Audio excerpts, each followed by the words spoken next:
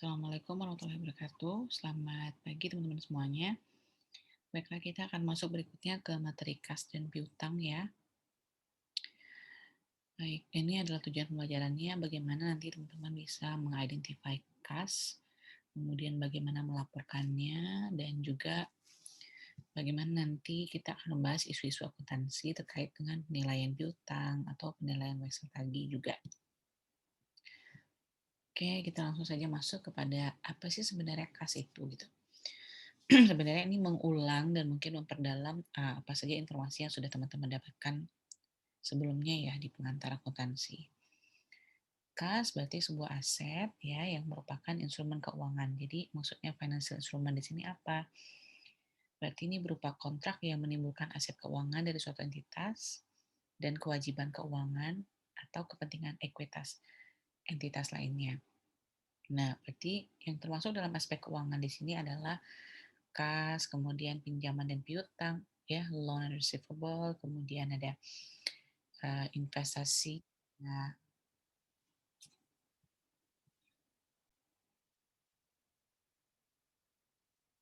kemudian ada investasi pada efek pada utang ya, debt securities, kemudian juga pada equity atau efek ekuitas juga. Nah, kemudian non financial asetnya di sini itu adalah kategorinya ada persediaan, kemudian prepare expense itu um, beban bayar di muka ya, kemudian ada property plant and equipment, aset tetap, dan kemudian ada juga intangible asset atau aset yang tidak berwujud. Nah, aset ini apa? Berarti aset ini adalah merupakan kas ini apa? Kas itu berarti aset yang paling liquid. Ya, jadi ini adalah merupakan aset lancar dan juga digunakan untuk dasar mengukur dan juga mencatat item-item lainnya gitu ya. Jadi biasanya tuh diklasifikasikan sebagai aset lancar kan kalau untuk kas ini. Nah, sorry. Nah, ini juga alat pembayaran kan. Nah, contohnya di sini apa? Mata uang, dana tersedia di deposito, kemudian ada cek sertifikat, cek kontan, cek pribadi gitu ya. Nah, kemudian bagaimana sih cara melaporkan kas begitu ya? Nah, um, walaupun sebenarnya kalau misalnya dilihat kalau bicara tentang kas untuk melaporkan kas ini tuh relatif gampang ya teman-teman ya. Nah, tapi tentu ada beberapa isu-isu yang perlu diperhatikan terkait dengan laporan ya. Pertama yaitu misalnya adalah klasifikasi yang dikategorikan sebagai misalnya ada kas dan setara kas gitu kan ya, cash equivalence gitu. Nah, jadi cash equivalence ini itu investasi jangka pendek ya, jadi dia tuh sangat liquid sekali, mudah dikonversi menjadi kas, kemudian dia juga sangat dekat nih jatuh temponya. Jadi nggak ada lah kalau misalnya muncul resiko adanya misalnya perubahan suku bunga gitu. Nah, jadi ini sangat liquid sekali. Nah, ya berarti kalau misalnya investasinya itu dalam jangka waktu 3 bulan, ya makanya dikategorikan sebagai cash equivalent. Ya. Nah, contohnya apa aja? Itu ada treasury bill, ya kan? Kemudian ada surat perbendaharaan negara, kemudian ada surat berharga juga, ya. Kemudian reksadana, gitu. Nah, ada juga beberapa perusahaan mereka melaporkan misalnya dia menggabungkan kas gitu dengan investasi sementara pada laporan posisi keuangan. Jadi dijelaskan dalam catatan atas laporan keuangan begitu ya. Nah, kemudian berikutnya adalah restricted cash. Jadi ini adalah maksudnya kas terbatas. Jadi kas terbatas ini tuh kas yang disisihkan begitu ya dari rekening kas untuk ketentuan tertentu.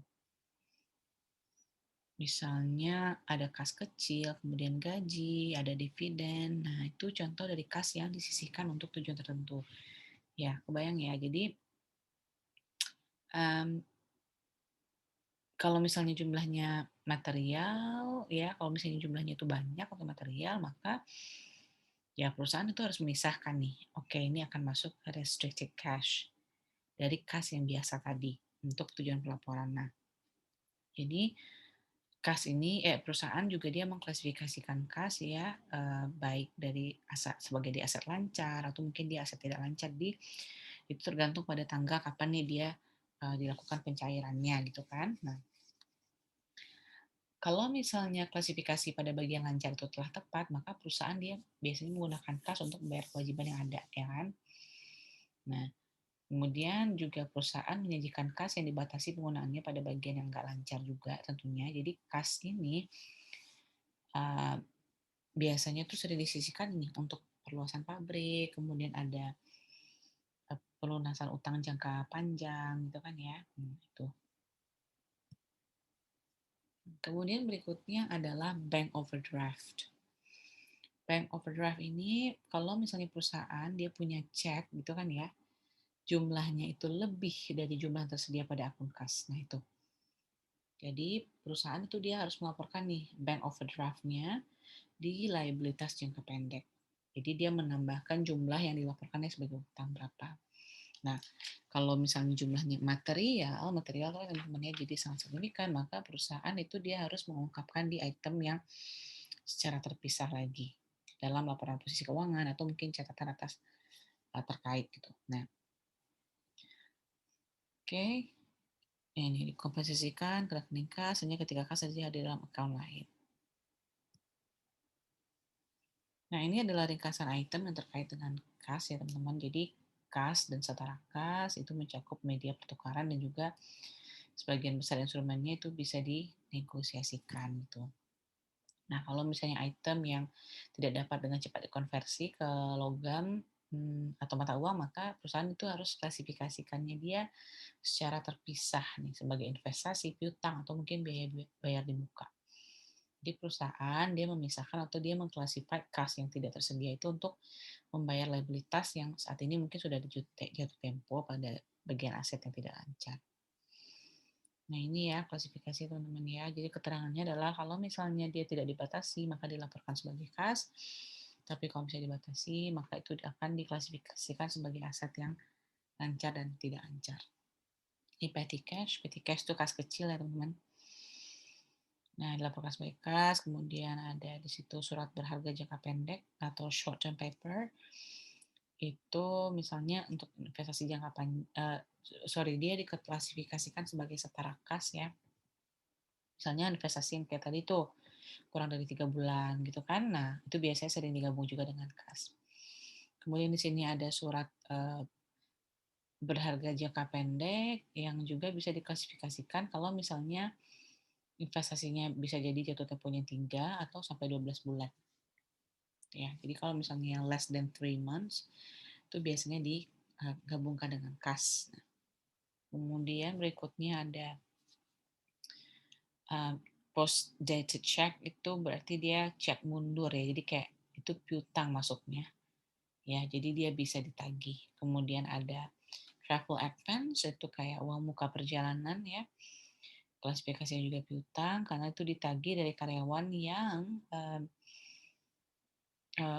atau dikurangkan jadi gaji mereka atau nantinya. Kemudian ada ongkos kirim ya itu jadi ongkos kirim kayak postage on hand itu lebih ke kayak perangkonya berapa gitu. Nah ini ke prepaid expense klasifikasinya. Kemudian ada bank overdraft tadi yang kita bilang ya. Jadi kalau misalnya saling hapus tidak memungkinkan maka nanti dia diklasifikasikan sebagai liabilitas jangka pendek. Terakhir itu adalah tentang compensating balance atau saldo kompensasi. Jadi klasifikasinya kas yang diklasifikasikan secara terpisah itu dia sebagai deposito yang dipertahankan untuk saldo kompensasinya dia. Oke.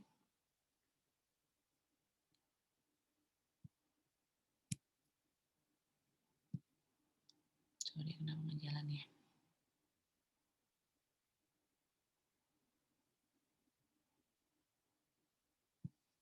Oh, I see dia should be jalan terus. Udah. Coba kita slide-nya sebelum. Oh, oke. Bentar ya, teman-teman ya. Oke. Nah, oke, sorry. Berikutnya kita akan lihat kepada piutang ya, atau account receivable. Jadi kalau piutang, jadi ini sebuah aset keuangan ya, yang juga merupakan instrumen keuangan juga. Jadi piutang itu biasanya disebut sebagai pinjaman gitu atau klaim yang diajukan terhadap pelanggan gitu kan ya. Jadi kayak misalnya ketika perusahaan menjual barang itu secara kredit begitu itu kan nanti kan akan timbul piutang di situ ya. Ntar ini kayak nah, itu jadi itu ya teman-teman ya. Kemudian piutang ini berupa perjanjian secara lisan juga dan secara tertulis juga ya. Nah, ini adalah contoh piutang non usaha. Jadi piutang atau bisa juga disebut dengan non trade receivable ya teman-teman ya. Jadi misalnya timbul dari transaksi yang misalnya dia piutang non dagang lah jatuhnya ya.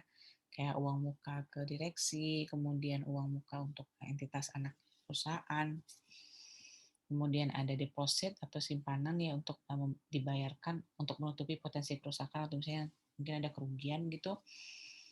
Kemudian simpanan yang dibayarkan sebagai jaminan kinerja atau pembayaran. Kemudian juga ada piutang dividen dan juga bunga. Jadi ini juga termasuk di sini sih, teman-teman bisa baca ya.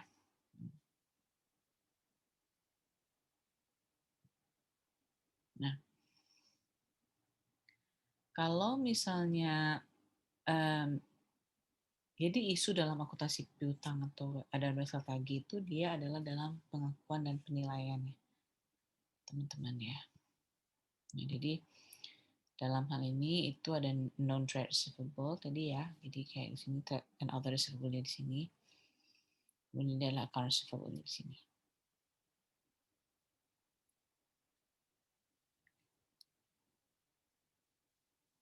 Berikutnya adalah pengakuan piutang. Jadi kenapa sih ini keep jalan ya? Jadi sebagian besar transaksi piutang itu jumlah yang diakuinya itu adalah harga pertukaran kan ya antar kedua belah pihak. Jadi berapa jumlah yang harus dibayar oleh si pelanggan nih gitu ya. Nah, bisa aja sih contohnya tuh kayak misalnya ada diskon nggak gitu kan ya. Jadi kayak diskon ini nanti dia efeknya kan mengurangi harga ya, mengurangi harga juga. Nah, jadi berbicara tentang diskon, itu sebuah perusahaan bisa menetapkan harga diskon ya terhadap satu barangnya. Dan itu untuk menghindari misalnya ada perubahan katalog nih yang sering terjadi juga kan. Nah, jadi kalau misalnya dia mau mengubah harga,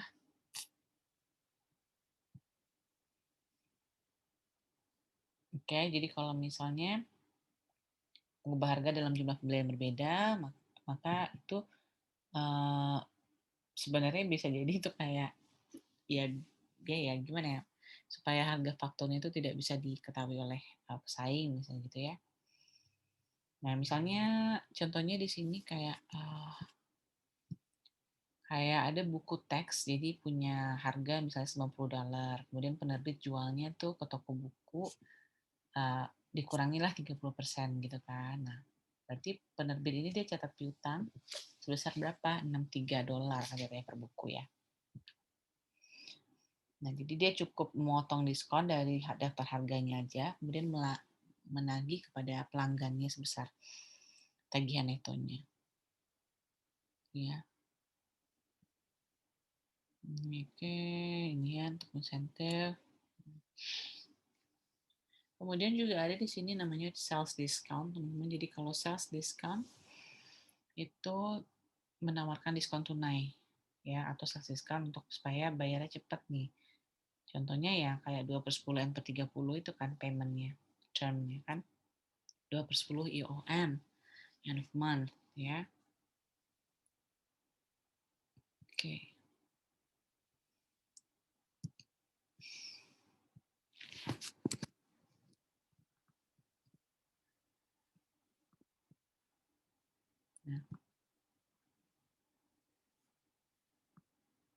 Kemudian sini contohnya seperti ini teman-teman. Jadi ada pencatatan ketika dua metode kayak bruto dan juga neto. Jadi misalnya ada penjualan sebesar $10.000, ada syaratnya 2/10 dan 1/30 gitu. Jadi ada pencatatannya kalau untuk metode bruto berarti piutang debit $10.000, kemudian penjualan juga di kredit 10.000, dan ketika menggunakan metode neto maka dicatat itu langsung pada piutang berupa 9.800 nilainya ya, dan penjualan 9.800 gitu. Nah itu ya teman-teman contohnya.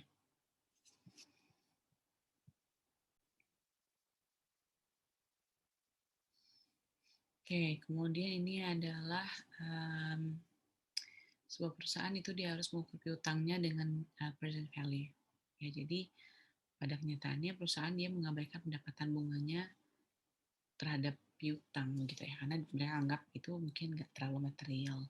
Jadi material itu gimana teman-teman? Berarti itu lebih kepada angkanya itu cukup besar, jadi dia bisa mempengaruhi keputusan decision maker-nya.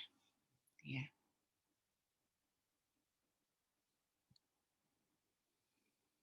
Oke, jadi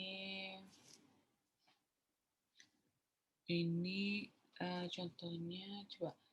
Jadi misalnya ketika ada contohnya ya, ini nggak di sini mungkin. Jadi ketika misalnya ada penjualan kredit itu kan ya, jadi misalnya kayak Carrefour dia punya penjualan kredit bisa 100.000 gitu kan, jadi jatuh tempo pembayarannya 4 bulan, suku bunga 12%. Nah maka kalau misalnya kita mau lihat nilai sekarang dari piutang itu bukan 1.000 kan, tapi dia lebih kepada 961,54. Dapatnya dari mana? Berarti 1.000 dikali 0,96 ya. Jadi kalau nilai 1.000 yang Carrefour terima itu 4 bulan dari sekarang tuh nggak sama dengan nilai yang hari ini gitu kan. Nah, oke. Ini um, allowance for bad ya. Ini sudah masuk ke penilaian piutang ya teman-teman. Jadi pelaporan piutang pada laporan posisi keuangan itu dia ada klasifikasi dan juga penilaian. Contohnya misalnya ada piutang tak tertagih. Jadi kan ada kalanya perusahaan itu ya, jadi dia punya piutang tak tertagih atau allowance for doubtful account gitu kan ya. Jadi dia punya berapa alokasi nih kira-kira yang dialokasikan untuk sebagai piutang yang tidak tertagih. Jadi metodenya itu ada yang berupa metode penghapusan langsung atau write off method, kemudian juga ada nanti metodenya penyisihan. Posisinya di sini ya. Jadi kalau misalnya ada allowance for doubtful itu akan mengurangi account receivable sendiri gitu kan ya. Jadi berapa nih piutang tertagihnya gitu.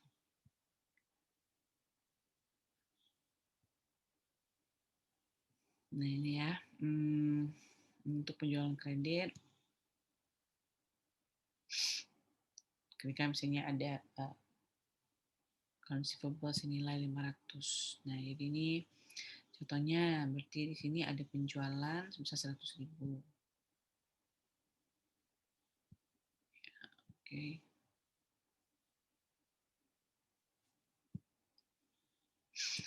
Oke, mungkin untuk ini itu sih ya teman-teman, account receivable kita kurangi dengan 30 dollar allowance-nya. Nah,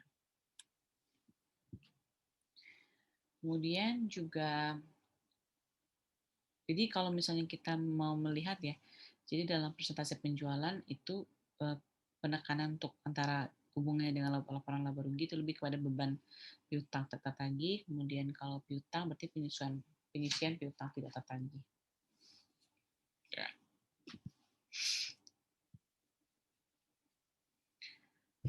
Oke, teman-teman.